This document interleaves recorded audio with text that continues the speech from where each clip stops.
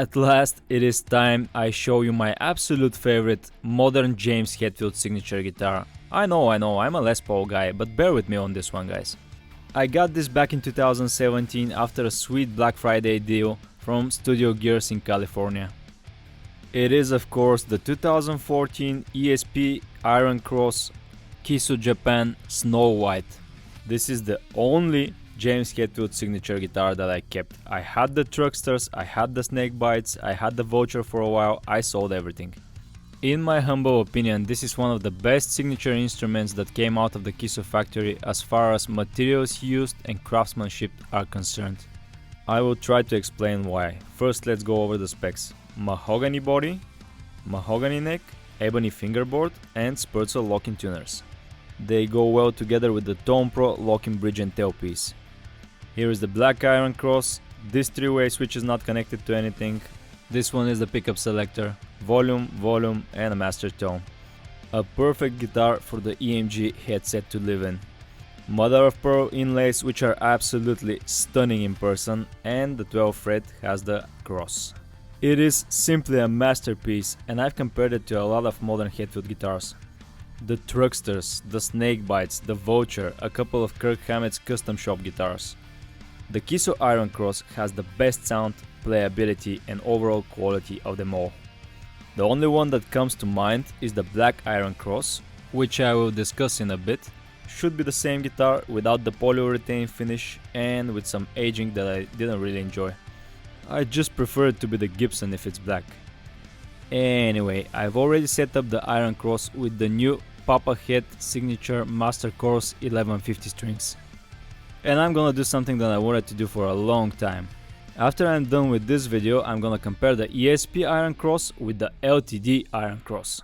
There's gonna be a video review of this one. Both guitars are set in E-flat standard with the new 1150 Papa Heads.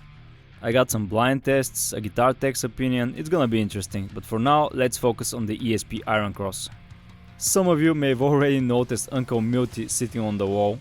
The Gibson is also set in E-flat standard with the new 1150 Papa Heads and can be seen in my video review of those strings. I gotta have something to complain about, right? And there is.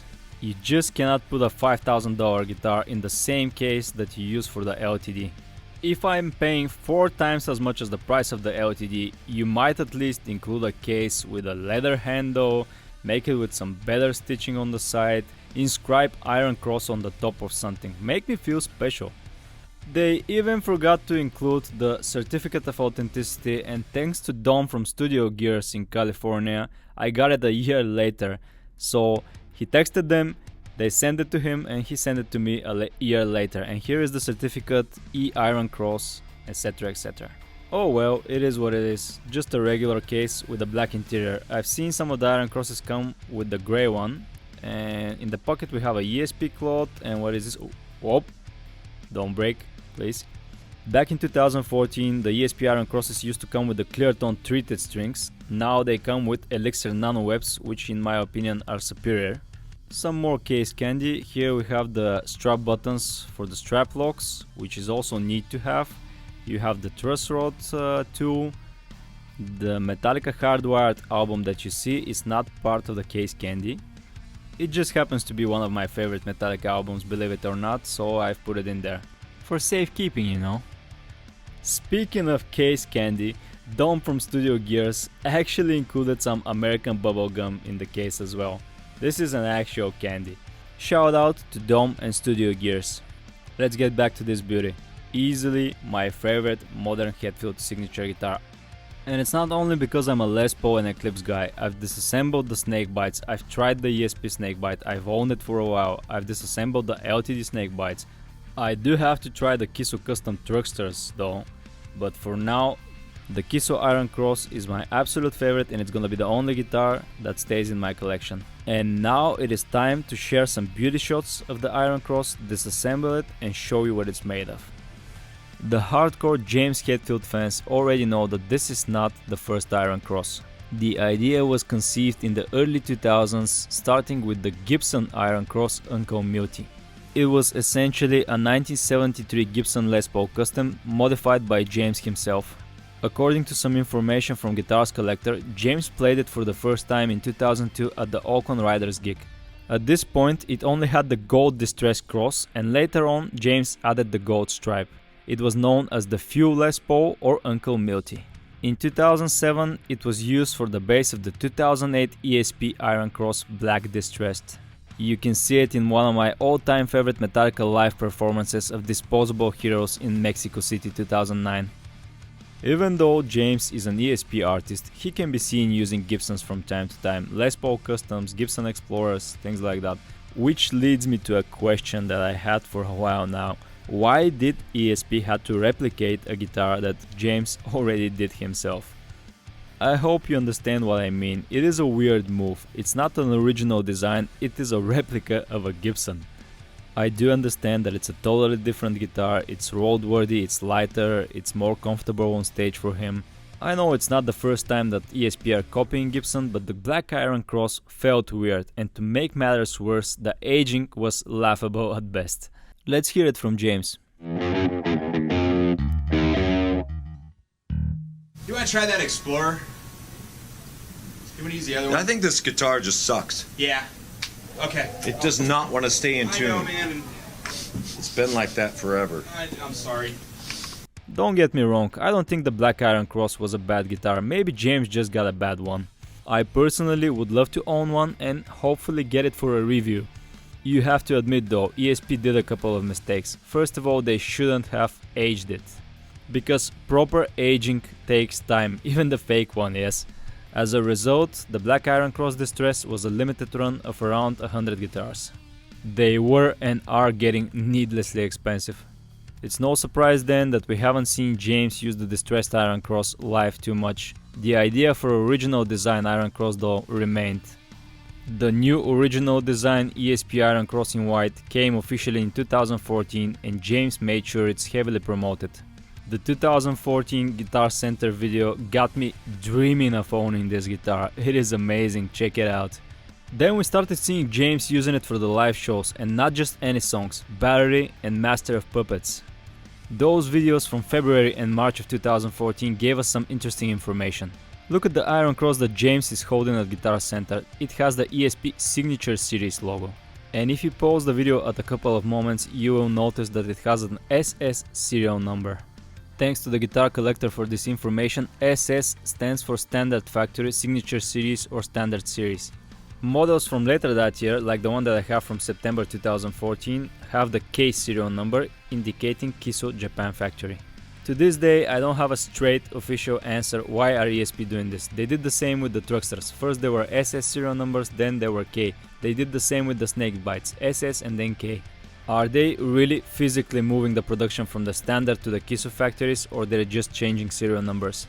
In 2016 the Vulture was introduced and we started seeing the Iron Cross less and less. In 2017 he started using it with no pickguard and the neck was sanded down. You can also clearly see that it's the SS serial number Signature Series. James still loved his Iron Cross though, you can see it in M.I. Savage's official video. He is still using it to this day. It is 2022 now and the ESP is still listed on the website. The white beauty is already disassembled and I'm gonna take care of it. I've removed the Iron Cross as well. Needs just a little bit of freshening. I'm gonna clean this fingerboard, I'm gonna polish those frets. I am gonna polish the body as well and then we will move along. And let me tell you something, I've spent a good 5 minutes trying to find a single flaw with this guitar. It is absolutely staggering, it's made to perfection.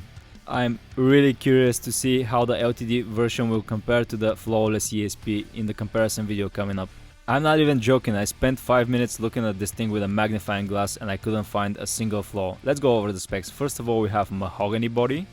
It is supposed to have a maple cap on it. I'm gonna show you when I demonstrate the cavities. There is supposed to be a seam, but I'm not entirely sure. It's so well made.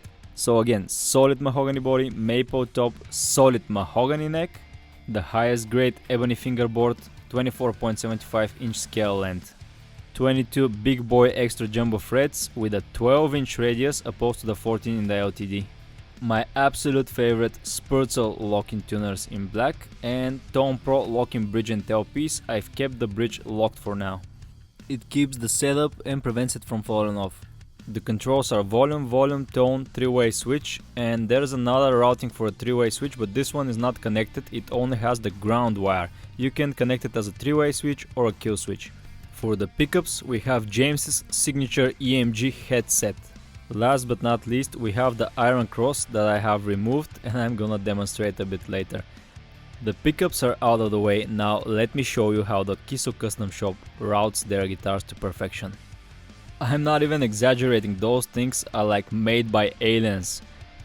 In here we have the ground wire for the pickups and you have the quick connect system for the EMG pickups as well.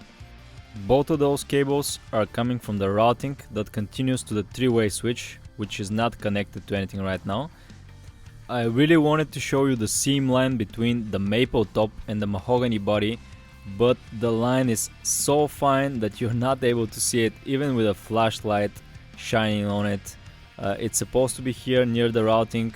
I'm gonna try to give you a different perspective and light, but this thing is absolutely perfect. From the routing to the screws, everything is done absolutely flawless. The same goes for the bridge cavity. You have the ground wire, you have the quick connect plug for the EMG pickups. The shielding paint has been applied evenly everywhere. Here is the continuation of the routing that comes from the three-way switch and goes to the electronics. I am shocked how well this guitar is made. It is the definition of a custom shop guitar. Kiso Japan did their job flawlessly and I cannot wait to compare it to the LTD in my other video. If you watch my videos, you already know what those pickups are. These are the EMG James Hetfield set. This one is the EMG JH neck and it was made in July 23rd of 2014 in USA. If you want to know more about these pickups, check out my ESP snakebite videos. At the bridge position we should have the EMG JH-B and indeed we do. Made in July 23rd, 2014, making these a perfect set made in the same day. Here is another look of the EMG pickups already connected to the quick connect system. Now I'm gonna put them back in their place and measure them.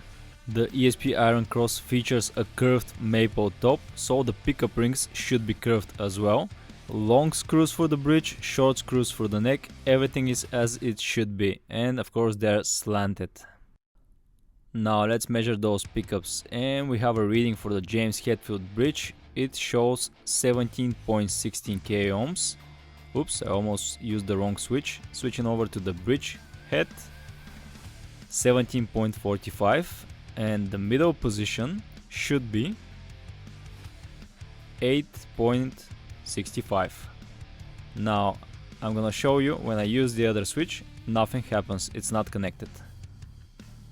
The bridge and tailpiece are Tone Pro locking. I've unlocked the bridge so I can show it to you.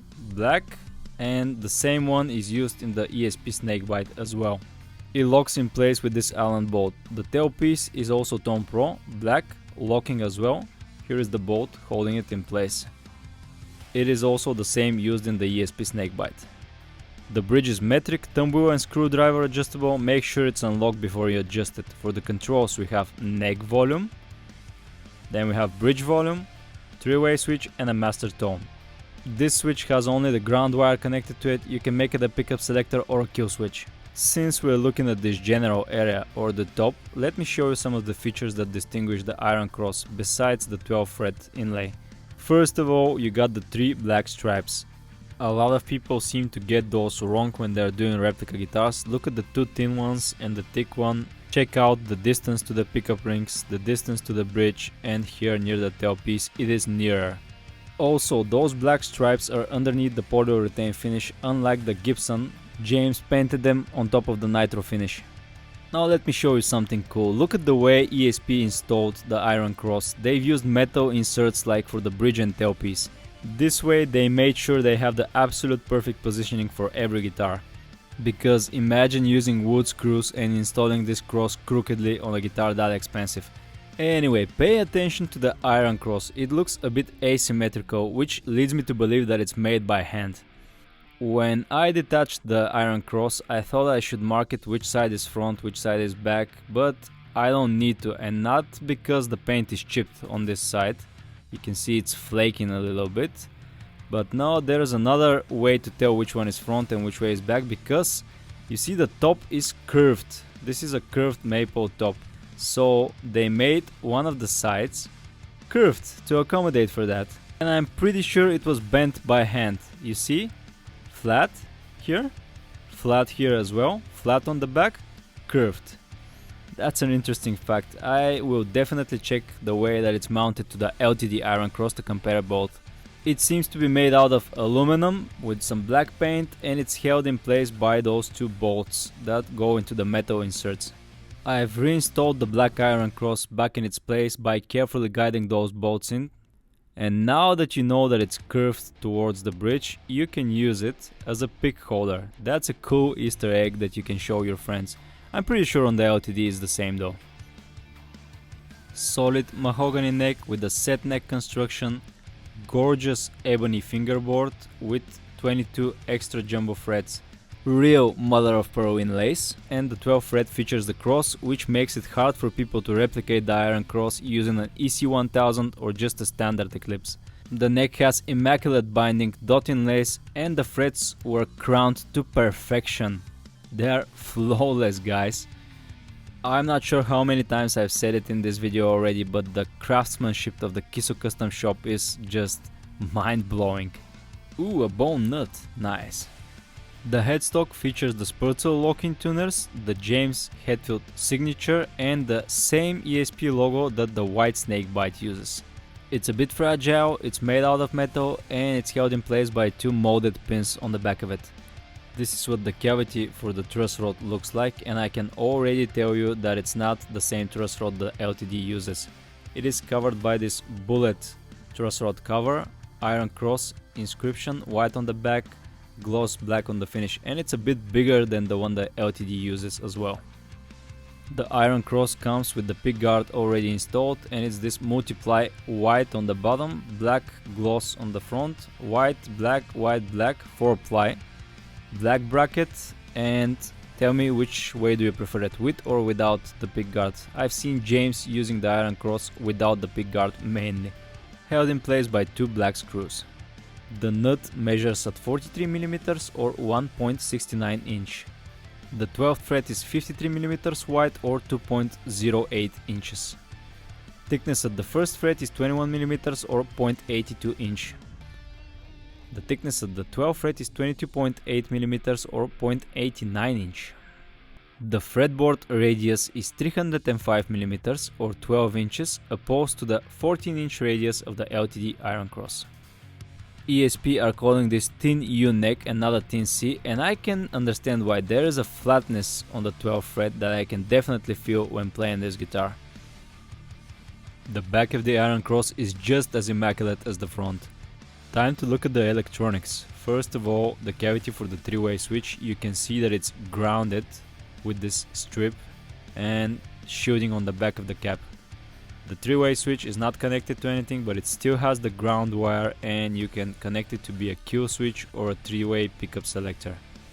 Maybe I will make it a kill switch at some point, even though I hate soldering three-way switches.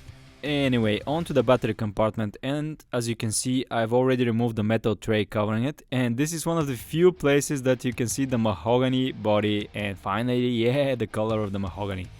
Something interesting that I didn't realize is that the routing for the pickups and the three-way switch goes underneath the battery compartment to the electronics. And you cannot see this because the compartment is covered with this metal tray that you've seen on the ESP Snakebite, you've seen it on later model tractors, on the Black Iron Cross and some standard ESP models. Enough playing around with the ashtray. Check out the electronics compartment. Everything is maniacally neat in here. I've only replaced the quick connect output jack. You can see the EMG motherboard, you can see the EMG pods. This one is 25K passive tone, then you got volume, another volume 25K, both connected with the quick connect system, and then we have the three-way switch which is solder on, and we got some shielding as well, like with the three-way switch on the top, and the back of the cover is shielded as well, gloss on the front. If you have an ESP Iron Cross, open it up and look how perfectly it was routed. This is a ground wire that is not used in the current setup of the pickups. That's it for the electronics, let's move on. chrome washer output jack with a black oval plate around it. Then we got the strap buttons, which they call ESP strap buttons, but I think those are just shutters. They look like them, they're compatible with them. The back features a comfort cutaway or a belly cutaway, whichever way you want to call it, and binding that stops near the comfort cutaway. 2-ply binding at the back, 3-ply in the front, and one of the few places that you can actually notice that a human hand worked on this guitar and not a damn alien. Those little angles show the way that the worker was sanding this curve here. Thank God for this little detail, because otherwise I would have thought that the Kiso custom shop consists of aliens or robots or something. Here is this neat metal tray on the back of the guitar without the 9-volt battery installed in it. This is what it looks like with the 9-volt battery already installed. One more interesting thing that I wanted to share with you guys that is also present in the LTD guitar. We have the comfort cutaway here, we have the binding on the back. What's interesting is that even though this is not a full thickness guitar, the binding continues over the neck joint. Speaking of the neck joint, feels comfortable even though it's set neck, not an axis heel or set through. It is a one-piece solid mahogany neck with a glossy finish, but I've seen some picture of James's actual guitar and the neck has been sanded down all the way to the volute. And indeed the ESP features a volute, which I always like. Near it we have the ESP Signature Series stamp. I've seen earlier models having a circle here saying custom shop inside it. Spurzel locking tuners, we've seen it on a lot of guitars. K serial number K14 indicating 2014 year, made in Japan, and the made in Japan is a sticker that you can remove. Everything is back together. I've locked the bridge and tail piece so I don't lose the locking bolts. I'm not kidding guys, I've almost lost this one when it was unlocked. Time to put some strings on it, and not any, I just got the new Papa Heads hardwired master chords. I'm gonna set the Iron Cross in E flat standard with those, and I've already made a video review about them, you can check it out in my channel. Another cool thing, I'm using the box from the Papa Heads to store my picks. And if you wanna steal my picks, I have somebody working overtime to protect them. Here is this guy. I've already gave a couple of my friends a scare with him, and he's doing a great job. Keep up the good work, buddy. Buy your own damn picks.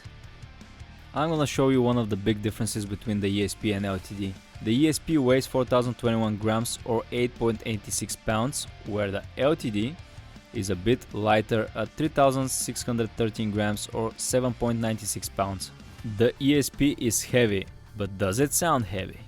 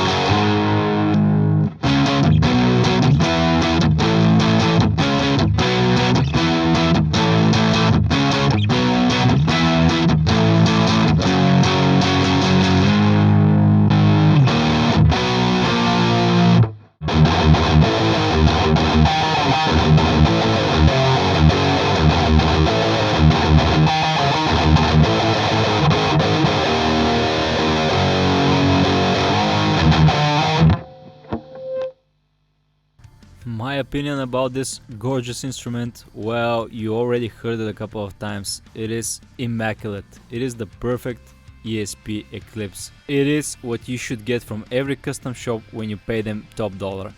I sold the Snakebite, I sold the Vulture, I've sold my Trucksters. This ESP Iron Cross is gonna be the only James Hetfield signature from his modern guitars that I'm gonna be keeping in my collection. Is it 5 times better than the LTD? Definitely not, but it is the absolute best that you can get from the ESP Eclipse. Would I recommend you buy one? Absolutely, do it. I already recommended it to a couple of people from the Guitars of James Hetfield group. Shout out to Mesa and Michael, you guys know who you are, and I see that you're enjoying your new Iron Crosses. This guitar is the perfect combination for me. I know that James prefers Explorer and V-shaped guitars, but I'm a Les Paul guy, and this is the best of both worlds for me. A Metallica fan and a Les Paul guy. I sincerely hope that my review is gonna be helpful to some people that are considering buying the Iron Cross, and let me tell you, if you want one, the time is now, while they are still available at ESP distributors. Because trust me, once the Iron Cross gets discontinued, the prices are gonna skyrocket, and I'm not sure that a lot of people are gonna be willing to part with theirs. Also, from working at a guitar shop, I can tell you that the damn prices are going up every single week. So I'm expecting the Iron Cross to get even more expensive. I believe these are gonna be highly desirable in 5 to 10 years. I hope you guys enjoyed watching this video as much as I did making it. Like and subscribe.